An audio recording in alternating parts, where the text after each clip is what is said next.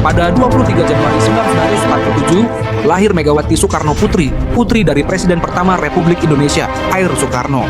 Megawati kemudian menjadi Presiden kelima Indonesia dan dikenal sebagai tokoh penting dalam politik Indonesia. Halo temanku semuanya, channel ini adalah tempat kita berbagi cerita dan momen sejarah untuk dikenang. Tulis di kolom komentar hari yang sama sesuai dengan tanggal cerita ini hal ataupun peristiwa berkesan yang selalu kalian kenang dengan syukur dan rasa bangga. Jangan lupa untuk like, share sebanyak-banyaknya agar kita terus bisa berbagi sejarah dan inspirasi. Semoga setiap langkah kita diridhoi Allah dan membawa manfaat bagi sesama.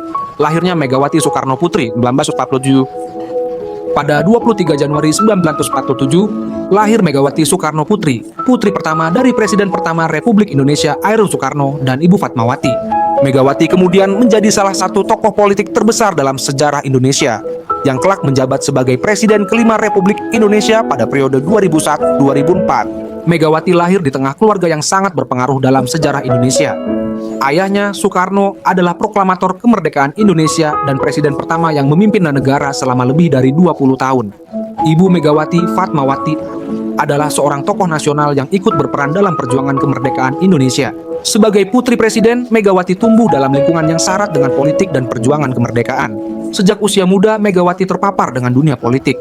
Setelah Indonesia mencapai kemerdekaan, Megawati yang awalnya lebih memilih untuk berfokus pada keluarga dan pendidikan, akhirnya memasuki dunia politik pada awal 1980-an dengan menjadi anggota Partai Demokrasi Indonesia, PDI. Pada tahun 1993, ia terpilih sebagai Ketua Umum PDI, menggantikan posisi yang sebelumnya dipegang oleh orang lain. Namun, masa jabatannya di PDI tidak berjalan mulus, dengan adanya ketegangan politik dan perpecahan di dalam partai tersebut. Pada tahun 1996, Megawati memimpin perlawanan terhadap Presiden Soeharto yang kala itu berkuasa. Meskipun pada awalnya dihalangi dan dihadapkan dengan berbagai tekanan, perjuangannya untuk demokrasi akhirnya membuahkan hasil pada tahun 1998, ketika Presiden Soeharto mundur dari jabatannya.